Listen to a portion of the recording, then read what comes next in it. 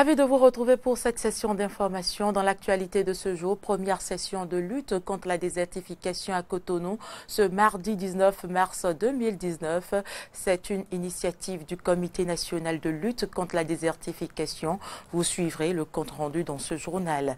Dans le cadre des activités marquant la célébration de la Journée internationale de la femme par le MAEP, le ministre de l'Agriculture et de l'Élevage et de la Pêche, Gaston Dossoui, a procédé au lancement de la foire agroalimentaire. Et puis en France, les enseignants sont nombreux dans le défilé parisien pour la journée d'action organisée à l'appel notamment de la Confédération Générale du Travail, CGT, et Force Ouvrière FO, marquée par une grève bien suivie dans les écoles.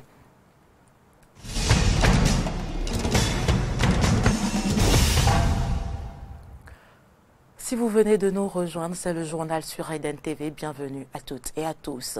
Le ministre de l'Agriculture, de l'Élevage et de la Pêche, Gaston Dossoui, a procédé dans la matinée de ce mardi 19 mars 2019 au lancement de la foire agroalimentaire. Une foire qui entre dans le cadre des activités marquant la célébration de la Journée internationale de la femme par le MAEP. Plus de précisions dans ce reportage de Carnot François Ngwele-Rintor et Fiacre Voitan.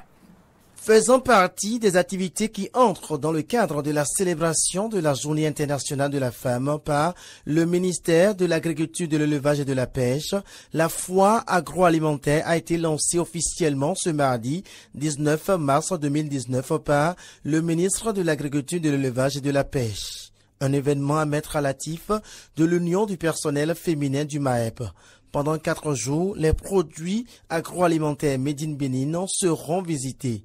Une occasion pour Gertrude Egouletti, présidente de l'Union du personnel féminin du MAEP, de rappeler l'importance d'une telle foire. Dans le cadre de l'organisation au MAEP de la Journée internationale de la femme, l'UPF a coutume d'organiser une foire agroalimentaire pour assurer une visibilité certaine aux filières promues par le MAEP à travers ses projets-programmes.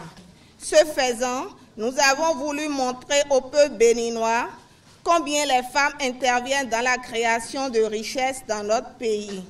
J'adresse nos remerciements à tous les invités ici présents, en particulier tous ceux qui nous ont soutenus pour que cet événement soit une réalité. Le ministre, à son tour, a souhaité le bon déroulement de la foire tout en rassurant les forains de la sécurité de leurs produits sur le site. Il a aussi saisi l'occasion pour inviter les populations à venir consommer les produits Made in Benin de qualité. Nous sommes en train d'accompagner des acteurs pour produire qualité. Si c'est vraiment qualité, nous devons être capables de consommer cette qualité et d'inviter la population à goûter à la qualité. Et à vous, forêts, c'est une tâche que nous avons assignée.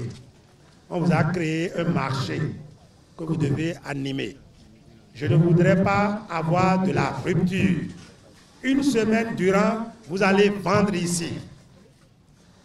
Les agents des forces de sécurité veilleront sur chaque stand, sur chacun de nous. La sécurité est ici. Après la coupure du ruban, l'autorité ministérielle a eu droit à une visite guidée des stands installés pour cette deuxième édition de la foire agroalimentaire qui prend fin le 22 mars 2019. Adopter de nouvelles stratégies et définir de nouvelles orientations dans la lutte contre la désertification au Bénin, c'est l'objectif du Comité national de lutte contre la désertification. Je vous en parlais dans les titres. Les membres de ce comité se sont retrouvés ce mardi pour faire le point de leurs activités. C'est un reportage signé Corneille Aïssé, Fréjus Fiossi. National de lutte contre la désertification pour le compte de l'année 2019 à Cotonou. Les cadres partenaires techniques et financiers dans la coopération allemande, les structures non gouvernementales et collectivités décentralisées se sont réunis pour faire le point des activités menées en 2018 et planifier celles de 2019. Nos terres sont devenues un peu improductives et nous sommes dans le comité pour assurer que le gouvernement fait tout ce qui est en son pouvoir pour éviter la dégradation des terres, réduire aussi réhabiliter des terres qui sont dégradées. Et nous sommes dans cette dynamique. Le phénomène de dégradation et d'appauvrissement des terres touche plus de 60% des sols au Bénin. La partie septentrionale de notre pays est vraiment dégradée. Et lorsqu'on revient un peu maintenant vers le sud, le centre aussi, il y a des zones qui sont dégradées. Et lorsqu'on descend complètement vers le sud, il y a aussi le sud qui est dégradé.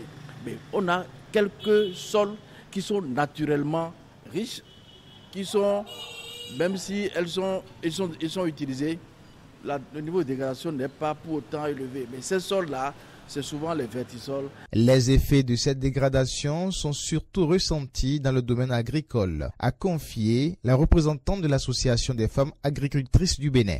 Quand on dit que nos terres sont dégradées, c'est qu'elles ne sont plus productives. Et nous constatons ça sur le terrain avec les femmes agricultrices.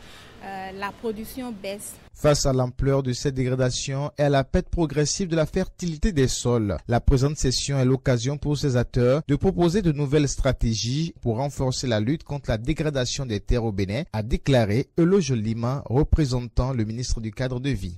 Je voudrais donc nous exhorter à redoubler d'efforts pour amener notre pays à éviter la dégradation de ces terres, réhabiliter ou restaurer les terres et paysages dégradés en vue d'améliorer les conditions de vie des populations vulnérables.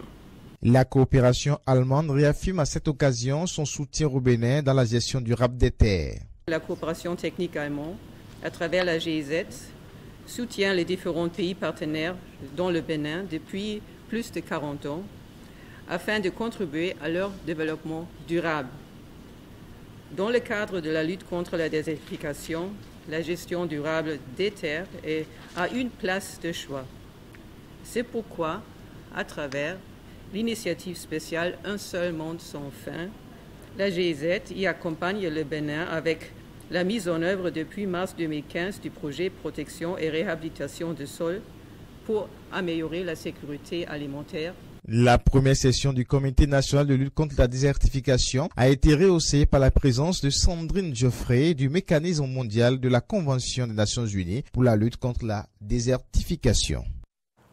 Et puis justement, la représentante du mécanisme mondial pour la lutte contre la désertification présente à cette session a apprécié les efforts fournis par le Bénin dans le domaine de la gestion durable des terres et de la lutte contre la sécheresse. On l'écoute au micro de Corneille Haïssé et de Fréjus Fiossi. La sécheresse. Le Bénin est très proactif, je dois dire, et donc les efforts du Bénin dans la matière sont conséquents. Et d'ailleurs, le Bénin a aussi décidé de s'engager dans plusieurs initiatives, dont l'initiative sécheresse. Et le Bénin a récemment élaboré son plan national sécheresse avec l'appui du mécanisme mondial. Et puis, il a aussi souscrit aux objectifs de l'initiative 3S, soutenabilité, stabilité et sécurité en Afrique, qui vise notamment la création d'emplois verts à travers la restauration et la gestion durable des terres, au profit en fait des plus démunis et des populations les plus vulnérables. Alors, actuellement, on soutient un processus qui a commencé déjà il y a un peu plus de 2 ans, qui visait à définir les cibles de neutralité en matière de dégradation des terres. Et donc, ces cibles ont été définies, adoptées au plus haut niveau par le Bénin. Et aujourd'hui, le Bénin a souhaité bénéficier de notre soutien pour transformer ces cibles en actions concrètes, en projets transformateurs de neutralité en matière de dégradation des terres sur le terrain. En mondial, effectivement, la désertification touche un vaste territoire, puisque c'est plus de 40% des terres arides, semi-arides et subhumides sèches qui sont touchées. Et donc, évidemment, le Bénin fait partie de ces pays touchés par la sécheresse, par la dégradation des terres liée à des pratiques non durables d'utilisation des terres. Et donc, le but des objectifs de neutralité en matière de dégradation des terres est d'éviter toute nouvelle dégradation, de minimiser la dégradation et de restaurer les terres pour inverser les tendances à la dégradation. Parlons à présent de l'opération Rouler à droite. Vous le savez, la police républicaine s'investit depuis quelques semaines à inculquer aux citoyens les bons comportements sur nos routes. Entre autres initiatives, l'opération Rouler à droite. Comment comprendre la portée de cette opération? La réponse est dans ce reportage de Laurent Roland-Tonéikes. Dans le but de limiter les accidents de circulation, les responsables de la police républicaine ont initié depuis quelques semaines l'opération Rouler à droite, comme celle de ce mardi 19 mars 2019 au Carrefour à Conville par les éléments du commissariat central d'Abomey-Calavi. Il s'agit de quoi? Du respect des couloirs de marche. Et vous savez, lorsque nous ouvrons quelques lignes du code de la route, il y a quelque part on parle de la ligne de séparation des voies. Nous n'avons pas toutes ces lignes au Bénin. Mais le code dit quoi en règle générale? Lorsque plusieurs voies sont affectées à une même direction, il faut circuler dans la voie la plus à droite. Et surtout lorsque la circulation est nulle. Donc en règle générale, on circule à droite et le dépassement se fait à gauche. Bien qu'étant connue de tous, cette règle du code de la route est ignorée constamment par les usagers. Parfois, certains conducteurs circulent pêle-mêle. Vous allez voir, quelqu'un qui va à gauche, il se met au milieu. Quelqu'un qui va à droite, il se met à gauche. Et lors des dépassements, on constate des accidents de circulation, suivis des dégâts matériels, des blessés, des tués sur les routiers. Et c'est donc pour limiter les accidents de circulation que le directeur général de la police républicaine, Nazer Rounompé, a lancé cette campagne de sensibilisation pour inviter les usagers à opter pour la conduite à droite. Lorsque vous serrez la droite, vous évitez les accidents. Vous circulez doucement, calmement et vous arrivez à bon port. Donc l'idée principale des hauts responsables de la police républicaine, c'est de limiter les accidents. Le CNSR, c'est de limiter les accidents. Une initiative tout de même appréciée par les usagers de la route. On n'était pas soumis à la répression, donc c'est ça qui fait qu'on n'a jamais fait les choses normalement. Moi, je salue, pour ma personne, je salue ce qui se passe, c'est bien, c'est une bonne chose. C'est une bonne chose, parce que si nous serrons notre droite, il est difficile que les véhicules nous serrent aussi. Et nous, les véhicules, les conducteurs de véhicules vont savoir comment ils vont circuler. Et nous aussi, nous devons savoir comment nous devons circuler, même ceux qui sont à pied. La police républicaine n'entend pas mettre fin de sitôt à cette opération. La bonne nouvelle ici, pas de verbalisation en vue. Mais éduquer la population à changer de comportement, c'est l'objectif poursuivi. C'est pourquoi nous, on n'est pas fatigué de sensibiliser. On n'est pas fatigué d'éducation. D'ailleurs, je le dis souvent, l'une des missions emblématiques de la police républicaine, c'est l'éducation, c'est la formation, c'est la sensibilisation, c'est aider, c'est protéger les gens de la route. C'est pourquoi, moi j'avais dit à mon patron, est-ce que vous pouvez pas verbaliser? Il m'a dit non, on n'est pas pour le moment arrivé à la verbalisation. Aujourd'hui, c'est l'éducation, c'est sensibiliser l'éducation que ça prenne. Sport pour boucler la page nation de cette édition, les écureuils du Bénin dans le cadre de la dernière journée des éliminatoires de la CAN Égypte 2019 se sont entraînés ce mardi. C'est donc la deuxième séance d'entraînement au stade de l'amitié générale Mathieu Kérékou de Cotonou sous la supervision de Michel Dussuyer, le sélectionneur national. Au terme de cette séance, Jordan Adeoti et Rodrigue Kossi se sont confiés à la presse. Suivons ensemble. C'est un des matchs pour beaucoup d'entre nous, peut-être un des plus importants de notre carrière. C'est l'occasion de revoir le Bénin à la CAN. Ça fait 9 ans maintenant que ce n'est pas arrivé. C'est une longue attente pour le pays, c'est une longue attente pour nous. Et voilà, c'est une grosse occasion dimanche à domicile de se rendre à ce grand rendez-vous. Donc j'espère vraiment qu'on va répondre présent et qu'on va pouvoir être du voyage en Égypte parce que c'est une grande compétition et on a tous envie de la faire. Pour avancer, il faut bien sûr se rappeler nos erreurs, mais pas rester focalisé dessus et penser à ce qu'on a fait de bien jusqu'ici, notamment à domicile. On a gagné la Gambie, on a gagné la grande équipe d'Algérie et ça serait dommage de ne pas pouvoir gagner le Togo pour aller en Égypte. Que Claude Leroy dise qu'il vient ici pour se qualifier, c'est logique. S'il gagne, il se qualifie, donc ça sera leur ambition. Nous, on sait qu'ils ont cette ambition de venir gagner ici. c'est normal. Nous, de notre côté, on a l'ambition aussi de gagner à domicile ou tout de moins de ne pas perdre pour aller en Égypte. Et voilà, nous, on se concentre que sur ça. Ce que dit Claude Leroy, honnêtement, on s'en fiche un peu, mais vu ce que vous me dites, ça me paraît logique qu'il dit ça. A priori, ce sera compliqué pour Fabien de répondre présent. Il est blessé. Mais voilà, moi, je suis dans le championnat Ligue 2. Je suis Saturnin à Lac B tous les week-ends. Et même si Fabien n'est pas présent pour ce match, je ne m'inquiète pas parce que je sais que derrière, il y a un très bon gardien qui prend la relève. Il faut dire que tout joueur rêve de défendre les couleurs de sa nation. Et c'est tout un plaisir pour moi d'être convoqué à cette étape.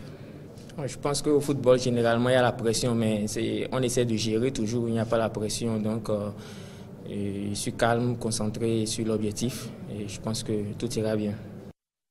Actualité en dehors du Bénin, en Algérie, la rue continue de maintenir la pression après le report de la présidentielle. Les citoyens revendiquent le retrait de Abdelaziz Bouteflika du landerneau politique algérien. Reportage.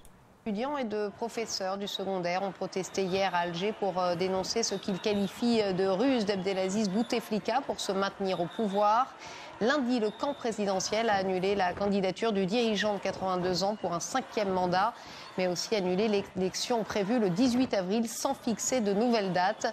Le pouvoir promet une réforme du système politique, pas de quoi apaiser les manifestants. Nous n'avons pas réclamé son départ en tant qu'individu, mais nous avons demandé de mettre fin au système qu'il utilise ainsi que son image pour piller les ressources des Algériens. Nous ne soutenons pas les individus, nous soutenons la patrie et nous ne voulons ni prolongation ni ajournement. Nous voulons le respect de la Constitution et c'est ce que le peuple demande. Nous ne voulons pas réparer le régime, nous voulons sa chute. Nous n'avons pas besoin de réforme, nous voulons votre départ. Nous avons suivi la population en partant du principe que nous sommes ici pour une bonne cause. Nous revendiquons nos droits dans ce pays. Nous ne demandons pas autre chose. Notre société souffre, en particulier les étudiants, les enseignants et d'autres. Tous les secteurs sont touchés. Au quotidien, au contact des enfants, on voit que l'école, ce n'est pas une priorité, dénonce une directrice d'école. Les enseignants sont nombreux dans le défilé parisien pour la journée d'action organisée à l'appel notamment de la Confédération Générale du Travail, CGT, et Force Ouvrière, FO, marquée par une grève bien suivie dans les écoles. Reportage. Les syndicats ne sont pas à mettre aux oubliettes. Plusieurs dizaines de milliers de personnes ont défilé mardi un peu partout en France pour réclamer davantage de pouvoir d'achat et défendre les services publics lors d'une journée d'action CGT-FO, marquée aussi par une grève bien suivie dans les écoles. Parce que cette loi, elle va à l'encontre de tout ce qu'on est en train de nous dire. Voilà, dans les médias, on nous dit l'école de la confiance, l'école est une priorité, mais nous, au quotidien, au contact des enfants, on voit que l'école, ça n'est pas une priorité. Voilà. Hausse des salaires, revalorisation des retraités, rejet de la réforme de la fonction publique, les mots d'ordre étaient multiples pour cette mobilisation qui veut amplifier le mouvement social et à laquelle avait également appelé solidaire la FSU, l'UNEF et l'UNL. On fait comment pour vivre ? Avec un salaire gelé, donc on a un net qui diminue, il faut le savoir, et des conditions de travail qui sont de plus en plus difficiles, avec de plus en plus d'élèves par classe. C'est ni bon ni pour les enfants ni pour nous. À Paris, plusieurs milliers de personnes ont commencé à défiler vers 14h du boulevard Saint-Michel vers le Champ de Mars, avec aussi la présence des partis PCF, NPA, LO et organisations comme Attaque. Voyage dans le temps à bord du transsibérien italien. Pas besoin d'aller jusqu'en Russie pour vivre l'aventure du transsibérien en Italie, dans la région des Abruzzes. Un vieux train des années 20 et 30 circule les week-ends entre Rome et la station de ski de Roccaraso. J'y arrive et permet aux touristes de remonter le temps. Reportage. On l'appelle le transsibérien italien. Avec ses quelques 120 km qui relient Rome aux montagnes des Abruzzes, il est certes loin des 9200 que parcourt son cousin russe, mais il n'a pour autant pas à en rougir. Véritable prouesse technique datant de la fin du 19e siècle, la ligne grimpe jusqu'à 1269 mètres d'altitude. à travers de minuscules boyaux ou sur de hauts viaducs, pour le plus grand plaisir des touristes qui goûtent chaque week-end aux joies du voyage à bord de wagons des années 20 et 30, magnifiquement restaurés. C'est vraiment une expérience incroyable, revenir dans le passé avec ces trains qui avancent lentement, plutôt que ceux qui vont très vite et on ne voit rien dehors, où tout est très insonorisé, alors qu'ici on entend le bruit du train. Mise en service en 1897, la ligne qui traverse les Apennins a petit à petit été abandonnée, puis totalement fermée en 2011, jusqu'à ce qu'un groupe de passionnés décide de lui redonner vie en collaboration avec les chemins de fer italiens. Claudio Colaizzo est incollable sur l'histoire de celle qu'on surnommait la Napolitaine. Cette ligne allait à Naples, au port de Naples, d'où tant d'Italiens se sont embarqués pour émigrer sur le continent américain. Et puis elle avait aussi une immense importance pour tous les habitants de cette zone, car elle permettait d'aller à l'école et au travail, même quand les conditions météo étaient mauvaises, quand il y avait 2 mètres de neige par exemple. Vinicio d'Agostino et ses compagnons musiciens sont de tous les voyages du transsibérien italien. Un honneur pour ce natif des Abruzzes qui a bien connu le train dans sa jeunesse. 50 ans après, j'ai été très ému de remonter à bord. Les collègues pourront vous le dire. Je me suis dit, mamma mia, j'étais dans ce train pour partir faire mon service militaire. Ça a vraiment été quelque chose d'incroyable. En première classe sur du velours pour 40 € l'aller-retour depuis Rome ou en troisième sur des fauteuils en bois. Peu importe, ici le vrai luxe c'est de prendre son temps. Et le train tient toutes ses promesses avec une moyenne de 50 km/h. Fin de ce journal, merci de l'avoir suivi. Je vous retrouve tout à l'heure pour une autre édition d'information.